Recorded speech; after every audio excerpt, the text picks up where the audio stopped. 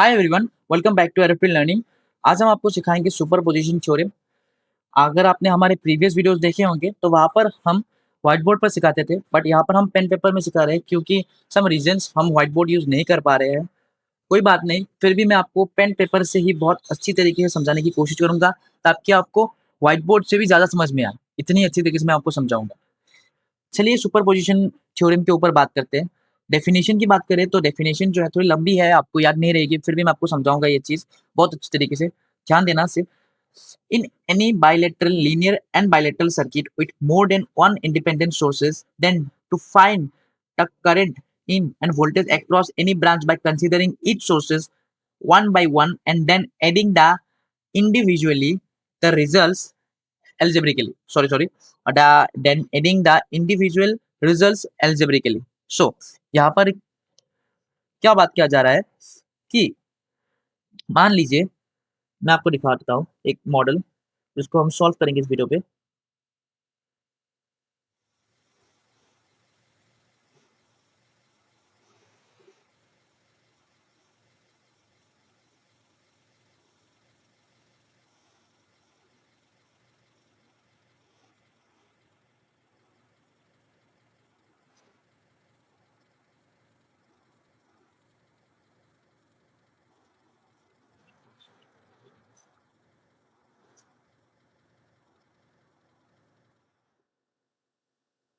तो आपको ये वाला मॉडल दिख रहा है।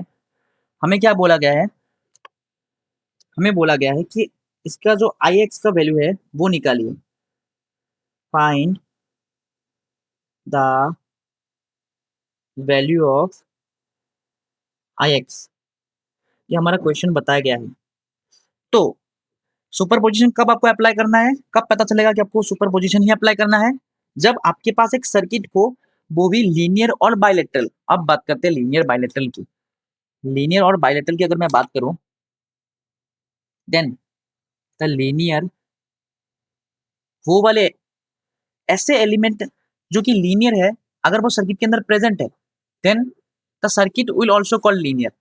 यहाँ पर अगर हम सोर्सेस को नेग्लेक्ट करें तो हमें दिखता है सिर्फ रेजिस्टेंस, जो कि लीनियर एलिमेंट है और साथ ही साथ बाइलेटरल एलिमेंट। अगर आपके सर्किट के अंदर प्रेजेंट एलिमेंट लीनियर या बाइलेटरल या कोई भी नेचर के हो तो पूरा सर्किट आपका उसी नेचर का बन जाता है। तो जैसे कि हमारे पास एक रेजिस्टेंस है, रेजिस्टेंस कैसे लीनियर बनता है मैं आपको बताता हूँ। अगर आपने ओम्स लॉ पढ़ा होगा तो वहां पर आपने पढ़ा होगा इसका जो वोल्टेज और करंट रिलेशनशिप है वो लीनियर होता है। इसलिए याद रखिए, किसी भी एलिमेंट का अगर वोल्टेज करंट रिलेशनशिप, जिसको हम वी आई कैरेक्टरिस्टिक्स कहते हैं, अगर वो लीनियर निकले तो जो एलिमेंट है वो हमेशा लीनियर एलिमेंट होगा। और अगर सारे सर्किट के अंदर सारे एलिमेंट्स लीनियर रहेंगे तो सर्किट भी लीनियर कहेगा। उसी के साथ अगर हम बात करें बाइलेटरल की,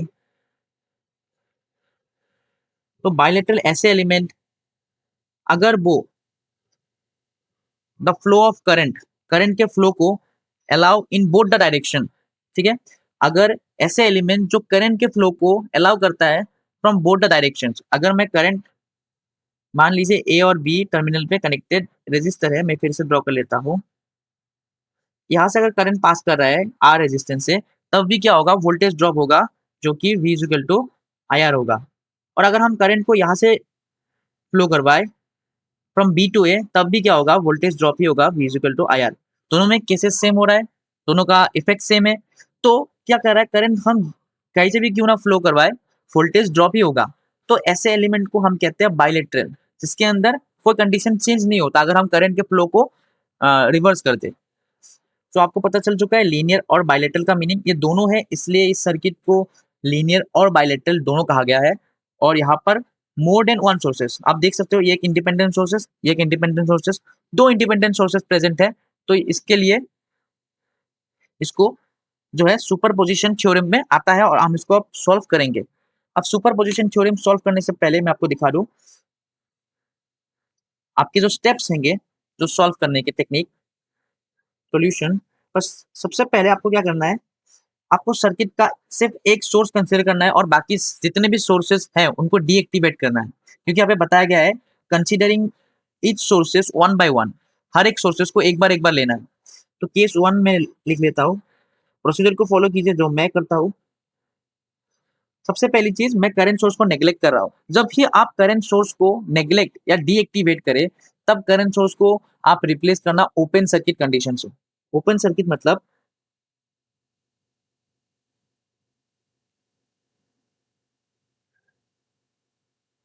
करंट सोर्स जिस भी ब्रांच में प्रेजेंट है, उस ब्रांच को ओपन रख दीजिए, टर्मिनल्स को ओपन रख दीजिए और सिर्फ वोल्टेज सोर्स को ही लीजिए। 20 वोल्ट, 5, 10, 10, ये आपका आई एक्स और ये आपका 20 ओम। अब ये दोनों टर्मिनल ओपन है, तो यहाँ पर कोई करंट फ्लो नहीं करेगा। जो आई एक्स करंट है वो 20 ओम से ही फ्लो करेगा। उसके बाद आपको अब सॉल्व करना है नॉर्मली आप जैसे सॉल्व करते हो। सबसे पहले देख लीजिए केस वन। केस वन में क्या हो रहा है कि ये दोनों जो है सीरीज में आ रहा है, वोल्टेज सोर्स और रेजिस्टेंस, तो हम उसको पैरेलल में ले सकते हैं। जैसे कि हमने बात किया था जब हमने पढ़ा था आपका सोर्स ट्रांसफॉर्मेशन। अगर आपने वो वीडियो नहीं देखा है, आप देख सकते हैं। मैं वोल्टेज सोर्स को करंट सोर्स में डिलीवर कर रहा हूँ और रेजिस्टेंस आपका सेम रहेगा, ये 10 ही कनेक्टेड रहेगा, ये 20 रहेगा और ये 10 रहेगा। उसके बाद आपका करंट सोर्स जो है अब ऊपर की तरफ डायरेक्शन करेगा। क्यों? क्योंकि प्लस ऊपर है, नीचे माइनस है वोल्टेज के, तो करंट भी ऐसे ही होगा। अब करंट की वैल्यू कितनी होगी? अब वोल्टेज 20 है, रेजिस्टेंस आर है, तो I is equal to V by R, तो आपकी 4 एम्पियर की करंट आएगी और ये आपकी आई एक्स। अब आपको इनका पैरेलल करना है।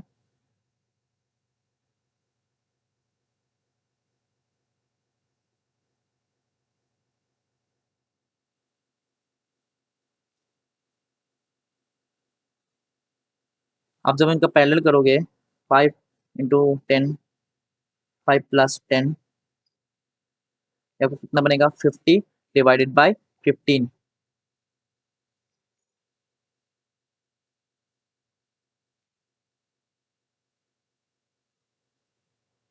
अब हम इन दोनों को फिर से पैरेलल पैरेलल में है, तो हम इसको वोल्टेज सोर्स में कन्वर्ट करेंगे, जिससे सारे रेजिस्टेंस जो है सीरीज में आ जाएंगे। अब ऊपर प्लस नीचे माइनस, क्योंकि करंट सोर्स के हिसाब से हमने इसको ड्रॉ कर लिया। अब एक बार देख लीजिएगा, सोर्स ट्रांसफॉर्मेशन ज्यादा लंबा नहीं है।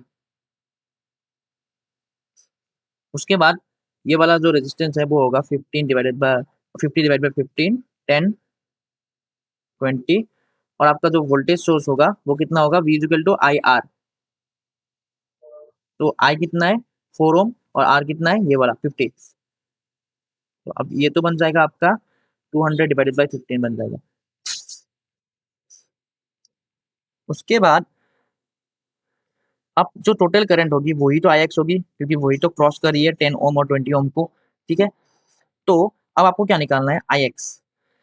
I X is equal voltage divided by current, sorry voltage divided by resistance. Voltage कितना है? 200/15 डिवाइडेड बाय,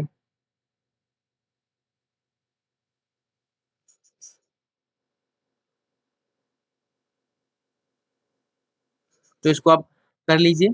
मैं कैलकुलेटर की हेल्प से इसको सॉल्व करने की कोशिश करूंगा, क्योंकि आपको एग्जाम में भी कैलकुलेटर दिया जाएगा। कॉम्पिटेटिव एग्जाम में नहीं, बट सेमेस्टर एग्जाम में आपको दिया जाएगा।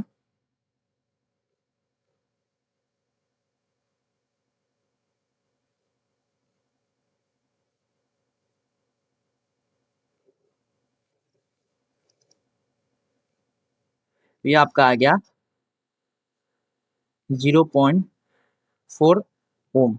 ये आपका सिर्फ केस वन है। अब हमें केस टू लेना है, जहां पर हम कंसिडर करेंगे करंट सोर्स को और डीएक्टिवेट करेंगे वोल्टेज सोर्स को। तो अब हम करते हैं केस टू को। केस टू पे हम क्या करेंगे? जहां पर हम जो वोल्टेज सोर्स है उसको हम डीएक्टिवेट करेंगे और जो करंट सोर्स है उसको हम एक्टिवेट रखेंगे।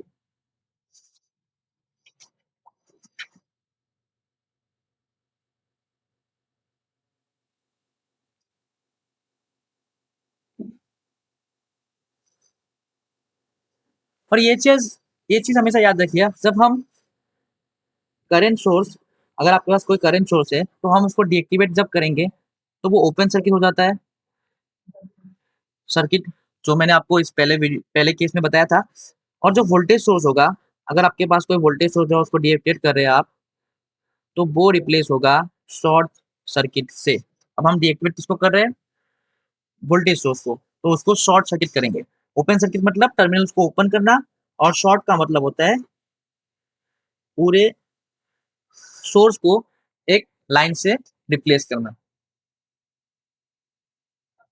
10 ओम, 5 ओम, 10 ओम, 10 ओम, 20 ओम, ये आपका आई एक्स की करंट, ये आपका 4 ओम। अब आप देखिए ये दोनों जो है पैरेलल के अंदर है।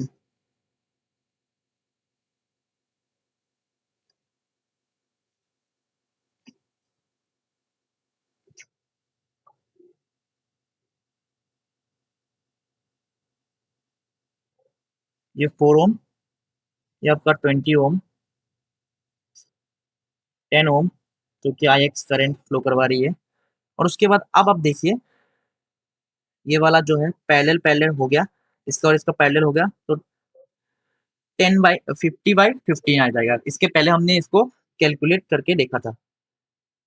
अब इसके बाद आप देख सकते हैं करंट और रेजिस्टेंस जो है पैरेलल के अंदर आता है, तो हम उसका सोर्स ट्रांसफॉर्मेशन कर सकते हैं।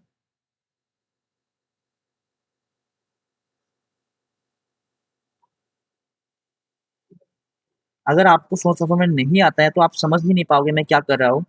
प्लीज इसके लिए आप हमारे प्रीवियस वीडियो को जरूर देखिए, जहाँ पर मैंने बहुत अच्छी तरीके से आपको सोर्स ट्रांसफॉर्मेशन समझाया है।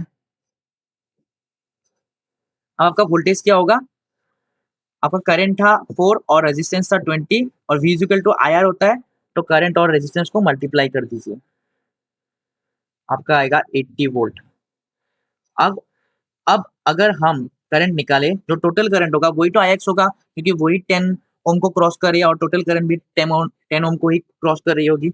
तो आई एक्स की वैल्यू होगी आपकी 80 divided by voltage divided by resistance, 10 plus 20 plus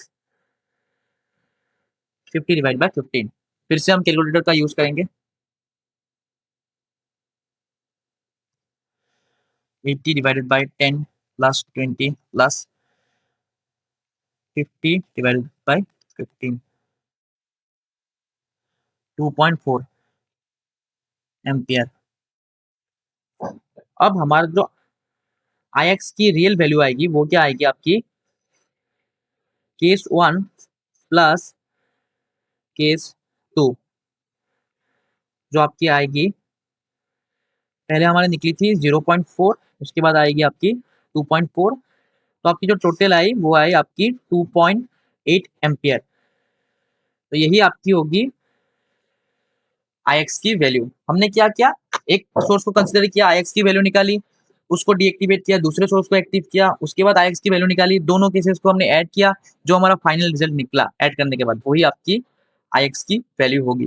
और अगर आप इसको क्रॉस चेक करना चाहते हो, ठीक है, वेरीफाई करना चाहते हो, तो आप इस सर्किट के अंदर केसीएल केवीएल जो आपकी मैनुअल तरीके होते हैं सर्किट एनालिसिस के अंदर, जो कि ऑलरेडी मैंने आपको अगले वीडियोस में सिखाया है, आप उनको भी देख लेना, वहाँ पे भी मैंने आपको अच्छी तरीके से सिखाया है। तो आई होप आपको सुपरपोजिशन थ्योरम अच्छी तरीके से समझ में आया होगा। और सोर्स ट्रांसफॉर्मेशन अगर आपको नहीं पता, जो कि मैंने यहाँ से यहाँ तक अप्लाई किया सोर्स ट्रांसफॉर्मेशन, आप वो भी देख लेना, ठीक है। हम मिलेंगे अगली वीडियो में, तब तक के लिए guys, till then take care, tata, bye bye.